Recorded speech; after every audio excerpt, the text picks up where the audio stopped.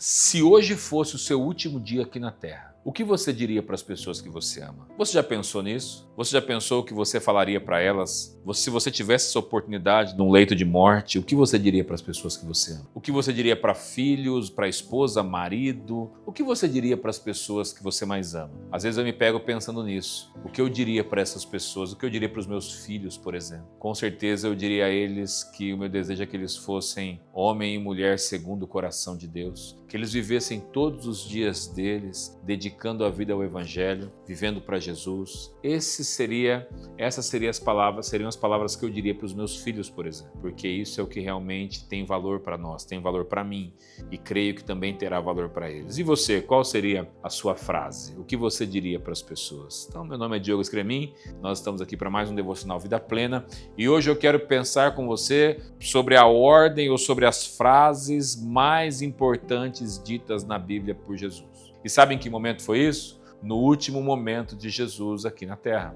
Jesus ele passa 3 anos com os discípulos, com os 12 dele, e Jesus anda com esses homens dia e noite. Na verdade, eles conviveram juntos. Eles fizeram tudo juntos. Eles comeram juntos, eles beberam juntos, dormiram juntos, fizeram tudo juntos durante 3 anos. Estavam sempre andando por Israel, pregando o Evangelho, falando desse reino que estava sendo anunciado, porque Jesus vem para anunciar um reino, mas Jesus escolhe esses 12 homens para andar junto dele. E Jesus os chama de maneira muito especial, e agora então Jesus vai fazer um treinamento intensivo com eles. Jesus vai pregar a eles de maneira intensiva, Jesus vai ensinar o reino de Deus para eles de maneira intensiva. Jesus ensinava a todos, as multidões sempre seguiam Jesus. Jesus falava para todos, mas com os 12 em especial, Jesus falava de uma maneira mais profunda. Por quê? Porque eles precisariam replicar isso que Jesus estava ensinando a eles. Eles eram as pessoas que levariam o evangelho adiante. Então aí Jesus é crucificado, os discípulos abandonam ele, sobra João ali com ele, mas os outros abandonam Jesus. Pedro nega Jesus 3 vezes. Você conhece esse texto, essa história que é tão famosa. Mas aí então Jesus ressuscita. Jesus passa mais 40 dias ensinando esses discípulos as verdades do reino de Deus, agora num corpo glorificado, mas ainda num corpo terreno. E aí então chega o momento em que Jesus precisa ir para o céu. Jesus precisa voltar para o Pai. E aí então ele tem a última reunião com os discípulos. Ele tem um momento em que ele vai dizer as últimas palavras dele para os discípulos dele. E aí então Jesus vem dar uma mensagem poderosa para eles. Essa mensagem está lá na Bíblia em Mateus capítulo 28, a partir do versículo 16. E Jesus diz assim: então os 12 discípulos partiram para a Galiléia e foram ao monte que Jesus havia indicado. Quando viram, adoraram, e alguns deles, porém, duvidaram. Jesus se aproximou deles e disse: toda a autoridade no céu e na terra me foi dada. Portanto, vão e façam discípulos de todas as nações, batizando-os em nome do Pai, do Filho e do Espírito Santo. Ensinem esses novos discípulos a obedecerem a todas as ordens que eu lhes dei.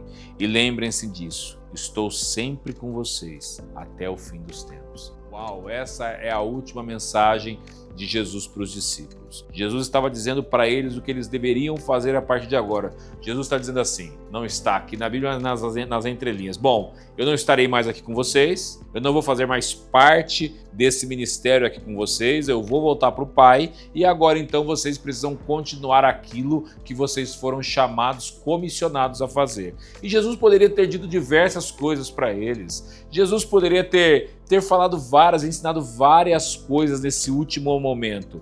Mas Jesus deixa essa última palavra, que é aquilo que ficaria frisado na mente deles, com essa mensagem.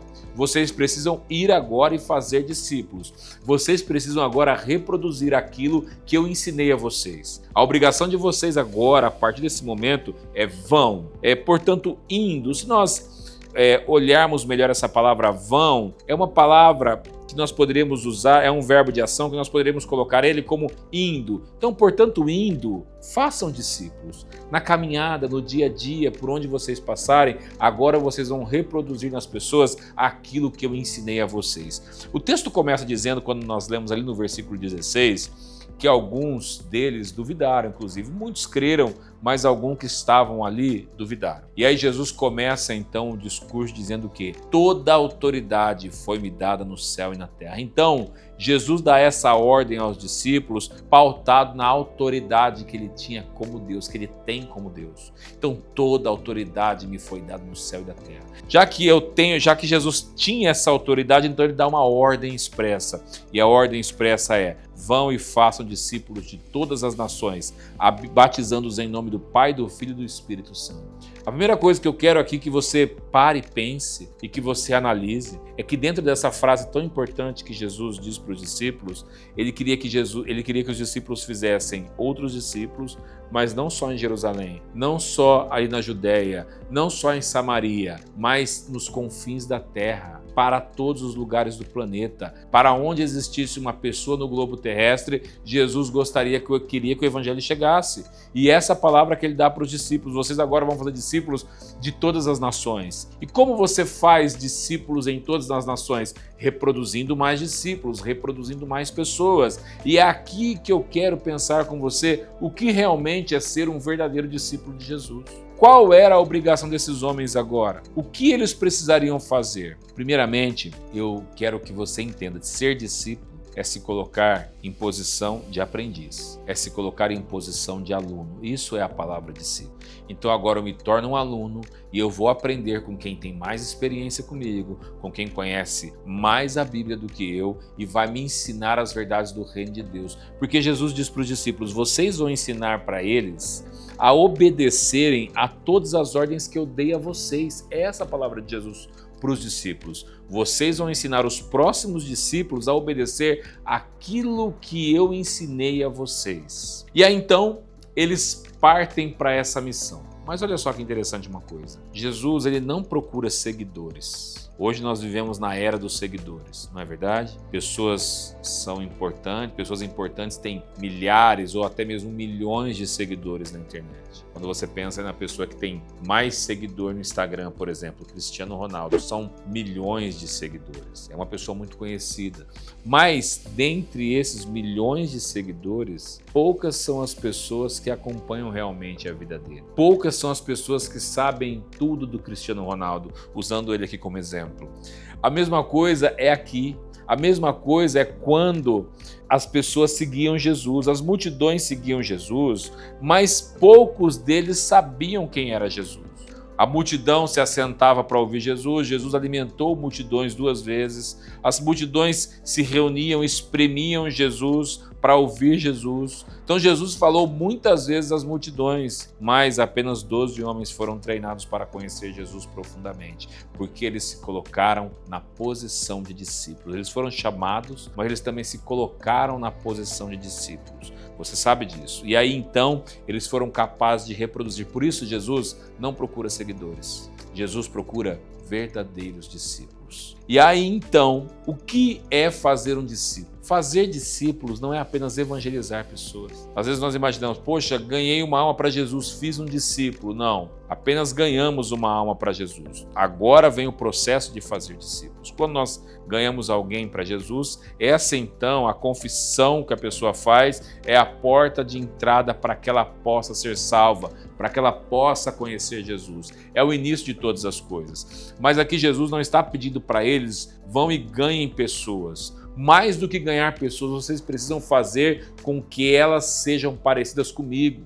Por isso Jesus manda eles fazerem discípulos, porque Jesus não queria apenas os seguidores, Jesus queria pessoas que se parecessem realmente com eles. Como os nossos irmãos do Jesus Cop dizem, a vontade de Jesus é que cópias dele fossem formadas, que pessoas parecidas, pessoas igual a ele fossem formadas. E é por isso que então a ordem não é somente ir e pregar o evangelho, mas ir e fazer discípulos, formar Cristo em outras pessoas. E isso é o grande desafio. Você precisa permitir que Cristo seja formado em você. E para isso você tem que se colocar na posição de aluno, de aprendiz, porque tem muitas pessoas que não querem se colocar nessa posição, querem chegar sabendo tudo, já querem chegar sendo como se fossem um apóstolo de Cristo e não têm a paciência, não aceitam o processo, não aceitam o ensinamento por conta da internet hoje dar essa velocidade, essa agilidade às informações, aos ensinos. As pessoas então querem avançar caminhos, querem pular etapas e não podemos fazer isso.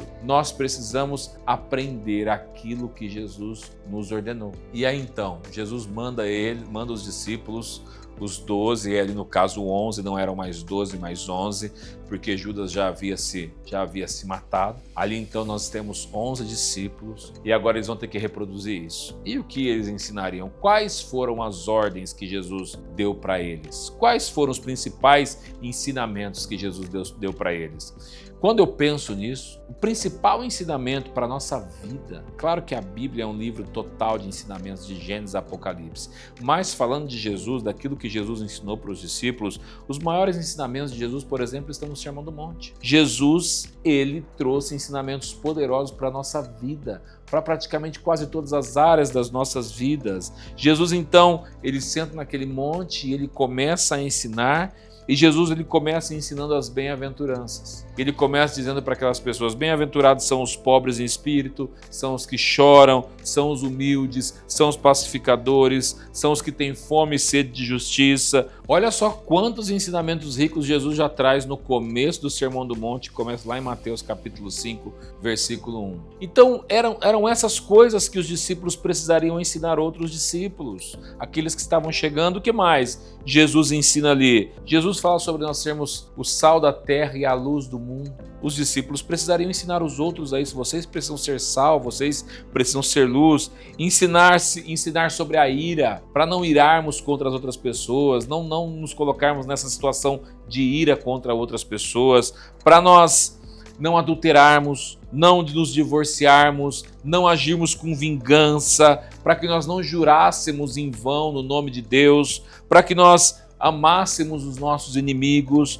para que nós ajudássemos os necessitados, para que nós tivéssemos uma vida de oração, para que nós não colocássemos o dinheiro e os bens acima de Deus, para que nós tivéssemos uma vida de jejum, para que nós tivéssemos uma vida piedosa, para que nós amássemos a Deus acima de todas as coisas, para que nós amássemos o nosso próximo acima de nós mesmos. Olha só quantos ensinamentos poderosos nós temos aqui para ensinarmos a outras pessoas. E aí então, quando nós começamos a ensinar essas verdades aos irmãozinhos que estão chegando, nós começamos a fazer, ou o Espírito Santo começa a fazer através desses ensinamentos, com que essas pessoas se tornem verdadeiros discípulos de Jesus. Nos tornarmos verdadeiros discípulos de Jesus é entendermos aquilo que Jesus ordenou que nós façamos, aquilo que Jesus nos ensinou, e essas verdades estão na Bíblia. Ser discípulo de Jesus, ser discípulo de Cristo, é muito mais do que sermos apenas um seguidor. Alguém, eu conheço a palavra, eu sei o que é a palavra, eu conheço Jesus, mas não aplicarmos isso nas nossas vidas não vale nada, não nos faz sermos discípulos. Discípulos são aqueles que vivem intencionalmente os ensinamentos de Jesus. Discípulos são aqueles que querem reproduzir Cristo em outras pessoas. Aí então nós aprendemos o que nós fazemos com isso. Nós guardamos para nós, nos tornamos pessoas melhores, estamos salvos, nos tornamos pessoas melhores e fazemos o que com isso? Precisamos reproduzir na vida de outras pessoas. Esse é o ensinamento mais importante que Jesus deixa para a igreja. Vocês precisam reproduzir pessoas que se pareçam comigo. Vocês agora têm o trabalho de reproduzir em outras pessoas o meu caráter. Essa é a grande comissão, esse é o grande chamado. E é isso que nós precisamos desejar. Primeiro, nós precisamos desejar sermos discípulos verdadeiros de Jesus, conhecendo o nosso Mestre, conhecendo aquilo que Ele nos ensina, conhecendo aquilo que as Escrituras nos dizem, e aí então reproduzirmos isso em outras pessoas. Guarde isso no seu coração. Seja um discípulo verdadeiro de Jesus. Viva para Ele. Viva tudo aquilo que Jesus tem para a sua vida. Deus te abençoe.